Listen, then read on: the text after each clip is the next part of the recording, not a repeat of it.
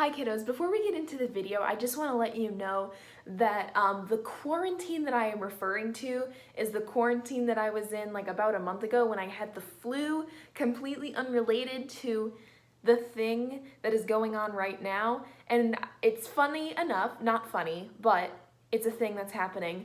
It's whatever it is enough that we are all in quarantine ourselves. So I guess this video was just meant to happen. So let's get into it. So then what have you been doing? What? During quarantine? You've been in quarantine for like 2 weeks off of school. Why wasn't this video done sooner?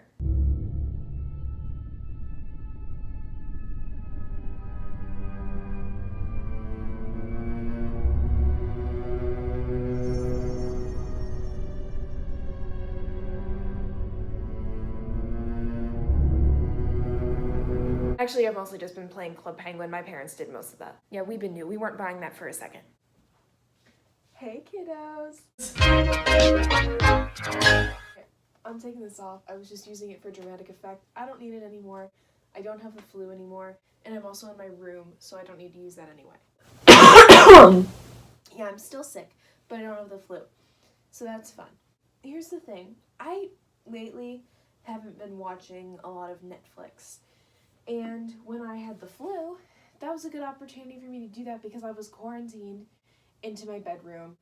And I swear I've never spent so much time in my room ever. It's kind of just vibing, you know? Right now, I'm cleaning my room, and I thought that this would be a perfect opportunity to tell you guys about everything that I watched and my opinion on everything that I watched. So, let's begin.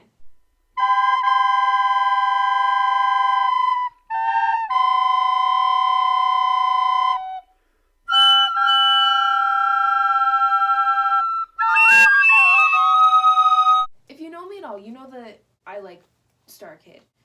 If you don't know what Star Kid is, I've been meaning to talk about it on this channel like a million times before, and I have never gotten around to doing it. But Star Kid is an internet theater group. That's the only way of describing it. And they make musicals and put them on YouTube. And Twisted is their best work. Yeah, it's their best one. I think that the guy who didn't like musicals is a pretty close second, but Twisted is probably the best one. That was like my 4th or 5th time watching it, maybe. Why am I wiping my nose on my clean shirt? That's smart. I like it. It's a work of genius. If you haven't watched it, it's for free on YouTube. So literally don't stop watching this video to watch that. Continue to watch this video until the very end, and then you can like, comment, subscribe, and do all that stuff. And then go watch Twisted and support Star Kid. Okay, that's all.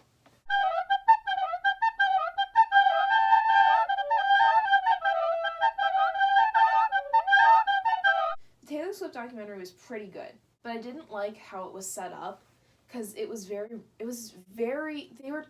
almost like they were trying to act like they were going in chronological order, but it was not in chronological order at all because they start out with this super cute scene of Taylor like going through her stuff. She's playing piano, she's got her cats, and that was adorable. I loved that. And then all of a sudden they go into like age 13, age 16, age 19, and then all of a sudden when they're like going through like age 19, they go back to age 17 when Kanye takes the microphone from her and says she didn't deserve her VMA. So yeah, it was kind of all over the place. But other than that, it was pretty good. I like that they did a pretty good job of humanizing Taylor Swift because it's like kind of hard for me to feel sympathy for celebrities, I'll be honest. But they did a relatively good job. I liked her whole arc.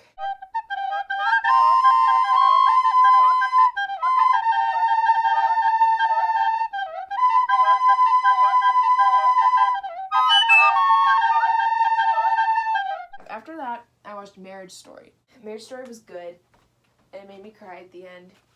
I didn't like how you couldn't like pick a side, but I also did like that at the same time, because I would literally go between like, okay, so clearly Adam Driver is in the wrong, and then I'd be like, wait, no, clearly Scarlett Johansson is in the wrong, and it was very back and forth. And the thing is, like, nobody is a perfect human, and the movie did a very good job of showcasing that, because all the characters were extremely flawed. And I liked both of them. And I don't know why, because they were both kind of awful. Another thing that bothered me was the soundtrack was gorgeous. But it was the exact same soundtrack as Monsters, Inc. Like, Randy. Maybe switch it up a little bit. It's the exact same thing. When I say Monsters, Inc. soundtrack, a lot of you are probably thinking of... I'm talking about the part at the end that makes you want to cry every time you watch it. When I say you, I mean me. Where, like, Boo has to leave, and Sully's like, no, Kitty has to go. And she's, like, opens the door, and he's not there anymore. It's like...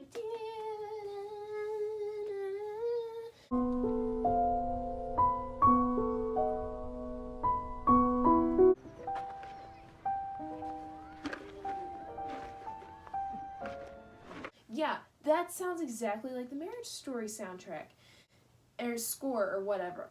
And so I remember watching this and being like, okay, if that's not the same man who composed this, then that's plagiarism. And then I Googled it, and I was right. And I was like, wait a minute, didn't this get nominated for an Academy Award? I would hope that Monsters, Inc. got nominated for an Academy Award, since it's exactly the same. And they both did, and neither of them won. And I think that's tragic, because the scores are both beautiful, but they're the same. They are the exact same score. And yeah, I was crying at the end. It was, so many emotions at the end. Jeez. And it was a little annoying that I was getting emotional, because I looked up what happens on Wikipedia before I watched the movie. And I was like, why am I getting emotional? I knew this was going to happen. Like when you get rejected for like the 12th time and you're like, I knew this was going to happen.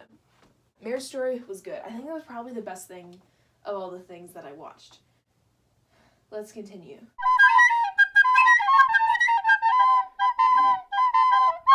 P.S. I Still Love You. This was probably the worst of all of the things that I watched while I was sick. It made me a little bit mad.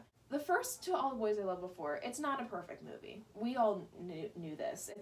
It's fine. It's good when you just want to watch a nice movie. You don't want to think. You don't want to, like, analyze it. You just want to watch a movie. It's a good movie for that. P.S. I Still Love You, it's the sequel to All the Boys I've Loved Before, but it made me a little mad. So, To All the Boys I've Loved Before ends with Lara Jean and Peter Kavinsky. So you're like, okay, there shouldn't be that much more to the story, right? But then you remember that there's 3 books, I think. There's 3 books. I'm gonna say that there's 3 books. So you're like, alright, I guess there's more. And then all of a sudden, you hear that John Ambrose McLaren comes back out of nowhere, and you're just like, oh, okay. Peter Kavinsky proved himself to be loyal to Lara Jean, and Lara Jean proved herself to be not as wishy-washy, I guess. Everything's cool, so, like, what's the deal? Well, it turns out Peter Kavinsky did not prove himself to be loyal to Lara Jean. He still kind of sucks. If I were Lara Jean, in that situation, she spent the entire movie being like, maybe I do like John Ambrose McLaren more than I like Peter Kavinsky. So she finally has this realization that she doesn't like Peter Kavinsky that much and that she's still not over John Ambrose McLaren. So she goes up to John Ambrose McLaren, she kisses him, and she's like, you know what, actually, never mind, I want Peter Kavinsky. And it's like, I am Confucian. Huh? It's like, what was the point? Plus, I know that there's another movie coming out. So what's the point of the 3rd movie if she doesn't end up with John Ambrose McLaren at the end of the 2nd movie? I thought that, logically, the way this is going to end up, the end of the 1st movie, she ends up with Peter Kavinsky. At the end of the 2nd movie, she thinks maybe that John Ambrose McLaren is the right guy for her. And then at the end of the 3rd movie, she ends up back together with Peter Kavinsky. This is how I thought it was going to go. I have no idea what's going to happen in the 3rd movie now, because it just seems so pointless. Like, what was the point of the 2nd movie? What was the point? Why do any of these things need to exist if she's just going to end up with Peter at the end? Plus, have you seen the 2 men? How could you choose this one instead of this one? I'm baffled. And I mean, neither of them are ugly. But if it were up to me... Homeboys gonna get it.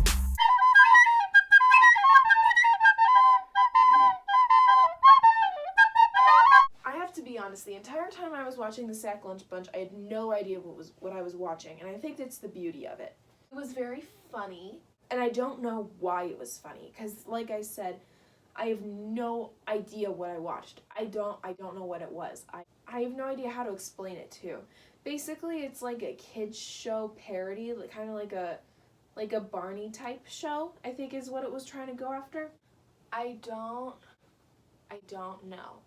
I honestly can't even put into words what I witnessed. I think some of the best bits that I could describe, there was a part where he's doing like a focus group about an animated movie. I thought that whole scene was pretty funny. Jake Gyllenhaal's bit was also very funny. And then other than that, I literally don't know what I watched. And even those bits, I still don't know what I was watching. Why is the guy from Hadestown here singing about algebra? And why? I enjoyed it, but also why? Sometimes they would cut to these interviews of like asking people what their biggest fears were, and it was very out of nowhere because you would get something like kids singing about if flowers exist at night. Yes, this is a real scene and a real song. Then all of a sudden, you would see Natasha Lyonne talking about her fear of escalators. It did not make sense, but I liked it, and I don't know why I liked it. Because it didn't really give me a reason to like it, and yet I liked it, and I don't know why. I think this is normally the part where I would put Mario Kart music, but I'm just going to do this part myself because I'm remembering to do it, and I'm therefore not as lazy. Thank you for watching this video. If you liked it, make sure you give it a like. Comment down below if you watched any of the things that I talked about, and let me know what you thought of them. Remember to subscribe, you know? I don't have that many subscribers, and I'd really appreciate it if you hit the subscribe button, and maybe even turn on that notification bell for when I post a new video. I can't say that I've ever actually turned on the notification bell for any of the YouTubers that I watch, so technically me telling you to turn on my notification bell is me being a hypocrite. And I'm not a hypocrite, so actually never mind, I'm not going to tell you to turn on the notification bell, but if you want to do that, if that's up your alley, go ahead and turn on the notification bell.